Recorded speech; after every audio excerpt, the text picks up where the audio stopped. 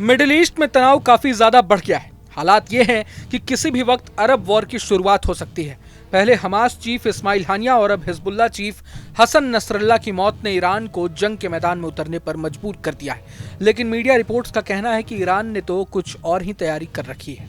माना तो ये जा रहा है कि अब ईरान के supreme leader Ayatollah Ali Khamenei America और रूस को आमने सामने लाकर अरब वॉर कराने की प्लानिंग कर रहे हैं। यही नहीं, रूस को भी अरब वॉर शुरू करने का एक अच्छा मौका दिख रहा है।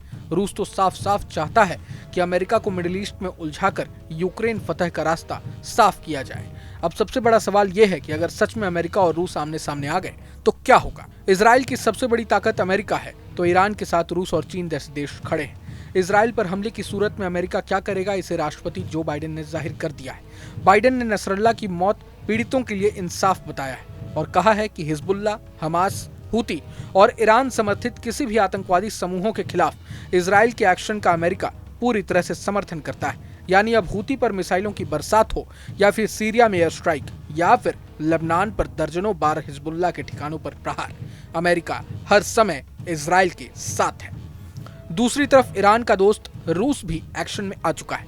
इजराइल ऐसा माहौल बना रहा है ताकि अमेरिका को युद्ध में सीधे तौर पर शामिल किया जा सके, तो रूस ईरान का पक्ष ले रहा है। दूसरी तरफ पुतिन ने अपने दूत को तेहरान भेज दिया है। रूस के पीएम मिखाइल मिशुस्तिन तेहरान जाएंगे। ईरान से आगे की रणनीति पर रूसी पीएम चर्चा करेंगे। रूस ईरान की बैठक में वॉर का प्लान तैयार कर सकता है। रूस के साथ चीन ने भी ईरान का साथ दिया है। अब ईरान की मिसाइलों का जखीरा इजराइल पर बरसने वाला है या फिर घातक ड्रोन इजरायली ठिकानों पर गिरेंगे, ये फैसला बाकी है। लेकिन ईरान फिलहाल एक दोराहे पर खड़ा है और फैसला नहीं कर पा रहा है।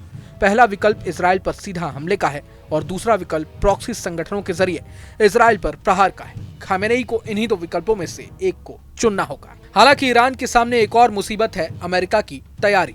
अमेरिका ने मिडिल ईस्ट में किसी भी जंग से निपटने की तैयारी बहुत पहले ही कर ली थी। पिछले सोमवार को अमेरिका ने अपने एयरक्राफ्ट करियर यूएसएस ट्रूमैन को मिडिल ईस्ट की तरफ भेजा था। इसके साथ 2 डिस्ट्रॉयर और क्रूजर युद्धपोत भी है। यूएस का एयरक्राफ्ट करियर वर्जीनिया से मिडिल ईस्ट के लिए चल दिया था। इसके साथ मिसाइल प्रहार करने वाले 3 युद्धपोत भी हैं। माना जा रहा है कि यह इजराइल के करीब ही गश्त लगाएगा। इसके अलावा अमेरिका का यूएसएस अब्राहम लिंकन भी ओमान की खाड़ी में है। यह भी इजराइल की सुरक्षा के लिए लगाया गया है। अमेरिका की ऐसी तैयारियों की वजह से ही ईरान इजराइल पर हमले की हिम्मत नहीं कर पा रहा है। लेकिन पुतिन चाहते हैं कि अमेरिका मिडिल ईस्ट में युद्ध में शामिल हो ताकि यूक्रेन में जीत आसान हो सके। अब इजराइल को ही लगातार अमेरिका को हथियारों की सप्लाई करनी पड़ रही है। फिलहाल ईरान में जंग को लेकर 2 खेमा बन गया है। ईरान का कट्टरवादी गुट इजराइल पर हमले की मांग कर रहा है, लेकिन ईरान के नए राष्ट्रपति का गुट संयम बरतने की नसीहत दे रहा है। माना जा रहा है कि ईरान इस वक्त नसरल्लाह की मौत से बने माहौल का फायदा उठाना चाहता है और प्रॉक्सी संगठनों को मजबूती देना चाहता है। हिजबुल्लाह के नेतृत्व पर फैसला होते ही इजराइल पर हमले का एक्शन शुरू हो सकता है। इसके लिए हिजबुल्लाह एक घातक मिसाइल का जखीरा पहुंचाने का प्लान तैयार कर रहा है। सीरिया में ईरान के घातक हथियार पहुंचाए जाएंगे। हूती को भी हमले की जिम्मेदारी सौंपी गई है। बड़े नेता के बदले बड़े नेता को टारगेट करने का प्लान है। बहरहाल अब वक्त के साथ क्या होता है ये देखना दिलचस्प होने वाला है। बहरहाल इस पूरे वीडियो को लेकर आप क्या सोचते हैं हमें कमेंट बॉक्स में जरूर बताएं। अगर आपको ये वीडियो पसंद आए तो लाइक करें और चैनल को सब्सक्राइब करें।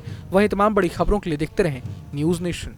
न्यूज नेशन अब व्हाट्सएप पर खबरों के ताजा अपडेट के लिए न्यूज नेशन के इस क्यूआर कोड को स्कैन करें।